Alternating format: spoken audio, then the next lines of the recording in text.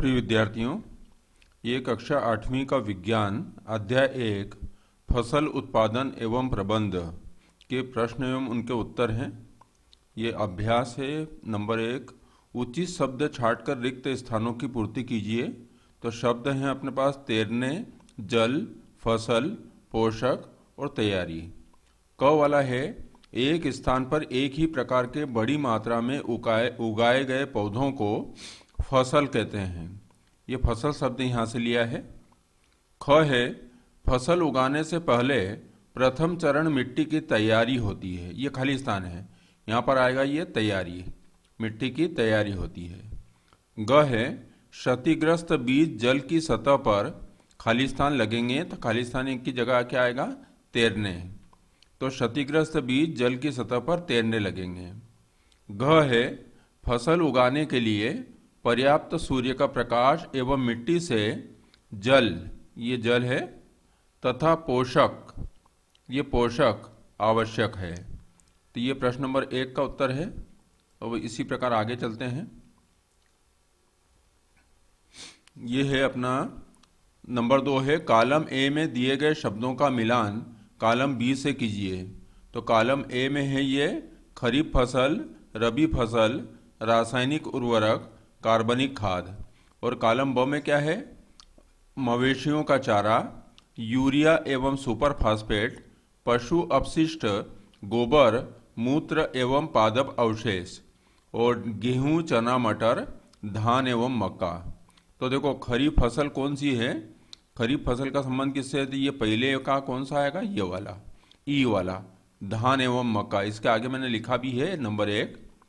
Number 2 है रबी फसल, तो नंबर 2 में ये वाला आएगा, डी वाला, गेहूं, चना, मटर। नंबर 3 है रासायनिक उर्वरक, तो रासायनिक उर्वरक में ये आएगा, बी वाला, यूरिया एवं सुपर फास्फेट। नंबर 4 पर है कार्बनिक खाद, तो कार्बनिक खाद ये है पशु अपशिष्ट, गोबर, मूत्र एवं पादप अवशेष। और ये मवेशियों का चारा, ये एक्स्ट्रा है। इधर कितने हैं? 5 है और इधर है 4 है। अब आगे चलते हैं। नंबर 3 है, निम्न के दो उदाहरण दीजिए। तो क है खरीफ फसल, तो इसके उदाहरण हैं, दो देना है, धान, मक्का, सोयाबीन,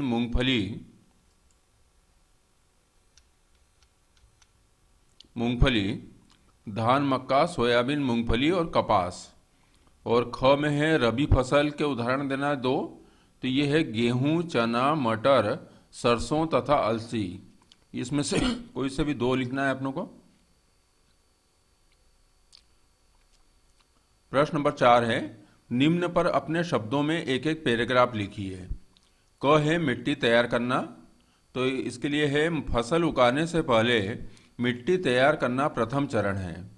मिट्टी को पलटना तथा इसे पोला बनाना कृषि का अत्यंत महत्वपूर्ण कार्य है।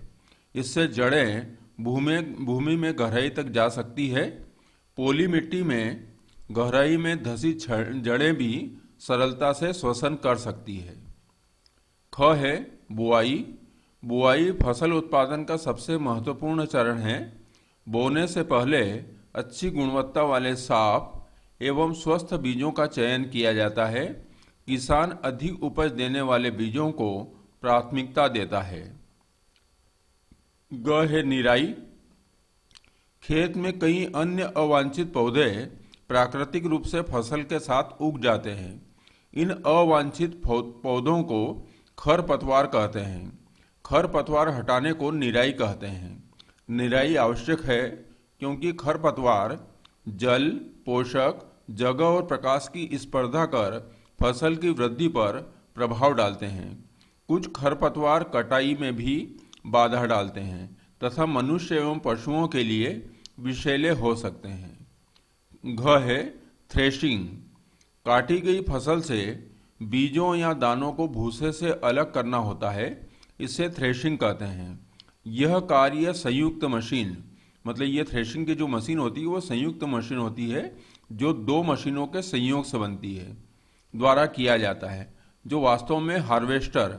अब हार्वेस्टर क्या होता है? फसलों की कटाई के लिए एक मशीन का उपयोग किया जाता है। ये अलग से भी आता है जिसे हार्वेस्टर कहते हैं। और थ्रेशर कुटाई की मशीन, जिसमें धान को कूटा जाता है। तो ये मशीन, थ्रेशिंग मशीन जो है वो दोनों का योग है, हार्वेस्टर और थ्रेशर दोनों का संयुक्त रूप है। इससे फसल को, काटी गई फसल से बीजों तथा दानों को भूसे से अलग किया जाता है। प्रश्न नंबर 5, स्पष्ट कीजिए कि उर्वरक खाद से किस प्रकार भिन्न है। तो इसके निम्नलिखित कारण है। पहला है, उर्वरक एक मानव निर्मित लवण है, जबकि खाद एक प्राकृतिक पदार्थ है जो गोबर एवं पौधों के अवशेष के विघटन से प्राप्त होता है। नंबर 2, उर्वरक का उत्पादन फैक्ट्रियों में होता है, जबकि खाद खेतों में बनाई जा सकती है। नंबर 3, उर्वरक से मिट्टी को ह्यूमस प्राप्त नहीं होती है, जबकि खाद से मिट्टी को ह्यूमस पर्याप्त मात्रा में प्राप्त होती है। नंबर 4, उर्वरक में पादप पोषक जैसे कि नाइट्रोजन, फास्फोरस तथा पोटेशियम पर्याप्त मात्रा में उपलब्ध होते हैं, जबकि खाद में पादप पोषक तुलनात्मक रूप से कम होते हैं। प्रश्न नंबर 6, सिंचाई किसे कहते हैं? जल संरक्षित करने वाली सिंचाई की 2 विधियों का वर्णन कीजिए। उत्तर है, सिंचाई की परिभाषा, निश्चित अंतराल पर खेत में जल देना सिंचाई कहलाता है। जल संरक्षित करने वाली सिंचाई की 2 विधियां निम्नलिखित है। पहला है छिड़काव तंत्र, जिसको बोलते हैं स्प्रिंकलर सिस्टम। जैसे फव्वारे से जो पानी छिड़कते हैं उसको बोलते हैं छिड़काव तंत्र। इस विधि का उपयोग असमतल भूमि के लिए किया जाता है, जहां पर जल कम मात्रा में उपलब्ध है। ऊर्ध्व पाइपों, ऊर्ध्व मतलब खड़े पाइपों, नलों के ऊपरी सिरों पर घूमने वाले नोजल लगे होते हैं। यह पाइप निश्चित दूरी पर मुख्य पाइप से जुड़े होते हैं। जब पंप की सहायता से जल मुख्य पाइप में भेजा जाता है तो वह घूमते हुए नोजल से बाहर निकलता है। इसका छिड़काव पौधों पर इस प्रकार होता है जैसे वर्षा हो रही हो। छिड़काव लान कॉफी की खेती एवं अन्य कई फसलों के लिए अत्यंत उपयोगी है। तो ये स्प्रिंकल सिस्टम या छिड़काव तंत्र जो है हम अक्सर गार्डन में देखते हैं। कुछ बड़े गार्डन होते हैं, वहाँ पर एक शो के हिसाब से भी करते हैं और घास को पानी देने के लिए भी करते हैं। नंबर 7 है, यदि गेहूं को खरीफ ऋतु में उगाया जाए तो क्या होगा? चर्चा कीजिए। उत्तर है, गेहूं को कम जल की आवश्यकता होती है, अतः इसे खरीफ ऋतु में उगाने से यह खराब हो जाएगा या उपज अच्छी नहीं होगी या अपेक्षाकृत कम मात्रा में प्राप्त होगी। नंबर 8, खेत में लगातार फसल उगाने से मिट्टी पर क्या प्रभाव पड़ता है? व्याख्या कीजिए। उत्तर है, खेत में फसलों के लगातार उगाने से मिट्टी में कुछ पोषक तत्वों की कमी हो जाती है, जिससे क्रम से उगाई जाने वाली फसलों की उत्तमता मतलब क्वालिटी एवं मात्रा में कमी आती जाती है। प्रश्न नंबर 7 है, खरपतवार क्या है? हम उसका नियंत्रण कैसे कर सकते हैं? इसका उत्तर है, खरपतवार खेत में अन्य कई अवांछित पौधे प्राकृतिक रूप से फसल के साथ उग जाते हैं। इन अवांछित पौधों को खरपतवार कहते हैं। खरपतवार का नियंत्रण, खरपतवार को हटाने एवं उनकी वृद्धि को नियंत्रित करने के लिए किसान विभिन्न तरीके अपनाता है।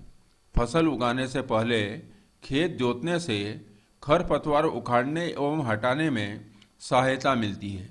इससे खरपतवार पौधे सूख कर मर जाते हैं और मिट्टी में मिल जाते हैं। खरपतवार पौधों को हाथ से जड़ सहित उखाड़कर अथवा भूमि के निकट से काटकर समय समय पर हटा दिया जाता है।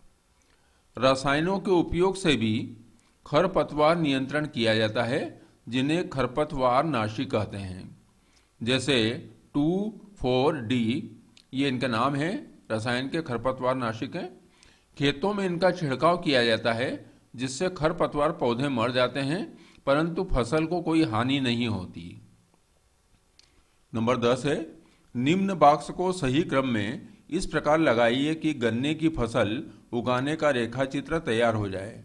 तो आप पुस्तक में देख लेना, ये जो शब्द है एक बॉक्स में है और उन्हें हर एक के नंबर दिए हैं, तो उन्हीं को मैंने क्रम से जमाया है, तो वहाँ पर नंबर बदल जाएंगे। तो नंबर 1 पे आएगा खेत की जुताई करना, नंबर 2 पे फिर मिट्टी तैयार करना, नंबर 3 पे आएगा बुआई, नंबर 4 पे आएगा खाद देना, नंबर 5 पे आएगा सिंचाई, और नंबर 6 पे कटाई, फिर नंबर 7 पे फसल को चीनी मिल में भेजना। देखो चीनी मिल क्यों आया, क्योंकि यहाँ गन्ने की फसल उगाने का रेखा चित्र तैयार हो जाए, ये ऐसा करना है। तो गन्ने की फसल को आखिरी में कहाँ भेजते हैं, चीनी मिल में भेजते हैं जहाँ शक्कर बनती है। प्रश्न नंबर 11, नीचे दिए गए संकेतों की सहायता से पहेली को पूरा कीजिए। ऊपर से नीचे की ओर, तो पुस्तक में आप देख लेना पहेली बनी है, उनको मैं इसी प्रकार से लिख रहा हूँ। ऊपर से नीचे की ओर क्या आएगा, पहला है सिंचाई का एक पारंपरिक तरीका, तो उसमें आएगा रहट, मतलब र ऊपर आएगा, ह और ट ऐसा नीचे आएगा ऊपर से नीचे की ओर। तो ये ऊपर से नीचे की ओर है, ये बाएं से दाएं की ओर। नंबर 2 में बड़े पैमाने पर पालतू पशुओं की उचित देखभाल करना, तो ये है पशुपालन, 5 अक्षर का शब्द है, ऊपर से नीचे में आएगा। नंबर 3 फसल जिन्हें वर्षा ऋतु में बोया जाता है, तो ये 2 अक्षर का शब्द है, ऊपर से नीचे की ओर रबी। नंबर 6 फसल पक जाने के बाद काटना, इसको बोलते हैं कटाई, तो ये 3 अक्षर का शब्द है, ऊपर से नीचे की ओर आएगा, 3 बॉक्स में आएगा ये। बाएं से दाईं ओर, नंबर 1 है शीत ऋतु में उगाई जाने वाली फसलें, तो ये खरीफ है, 3 अक्षर का शब्द, बाएं से दाएं। नंबर 4 और स्टार्ट कहाँ से करना है, ये 1 से स्टार्ट करना है, जो इसका सीरियल नंबर है वहाँ से स्टार्ट करना है। जैसे खरीफ है, ख है, तो 1 से स्टार्ट होगा। यहाँ पे ऊपर से नीचे में जैसे रहट है, तो र 1 से स्टार्ट होगा। ये र कहाँ से स्टार्ट होगा, 3 से, और ये क कहाँ से स्टार्ट होगा, 6 से। चौथा देख लेते हैं, जो 4 से स्टार्ट होगा। एक ही किस्म के पौधे जो बड़े पैमाने पर उगाए जाते हैं उनको क्या बोलते हैं, फसल बोलते हैं। नंबर 5 रासायनिक पदार्थ जो पौधे को पोषक प्रदान करते हैं वो है उर्वरक, ये 5वें में 4 अक्षर का शब्द है, ऊपर से नीचे में। तो 5वें नंबर पे जहाँ सीरियल नंबर 5 रहेगा वहाँ आएगा ऊ, और उसके बाद में व के ऊपर र, फिर र और क। नंबर 7 खरपतवार हटाने की प्रक्रिया, तो ये होती है जुताई, तो ये जुताई शब्द आएगा बाएं से दाएं में, 7 नंबर से स्टार्ट होगा, तो 7 नंबर पे क्या आएगा, जुताई, जू आएगा। इसी प्रकार ये 5वें नंबर में बाएं दाएं में ऊ आएगा, 5वें नंबर पे फिर ये 4 अक्षर लगातार आएंगे। तो ये आपने देखा अध्याय 1। तो इसी प्रकार के वीडियो समय समय पर बनाकर अपलोड करता रहूँगा। ये मैंने इसलिए लिख लिया कि मुझे याद आ जाए कि मैं आपको बता दूं। तो इसमें विज्ञान में 18 चैप्टर हैं, और मेरी कोशिश रहेगी आपकी परीक्षा जो मार्च में होने वाली है उसके पहले ये सभी विज्ञान के सभी अध्याय के प्रश्न और उनके उत्तर इसी प्रकार से बनाकर आपको वीडियो के माध्यम से दे सकूँ। इस वीडियो को देखने के लिए धन्यवाद।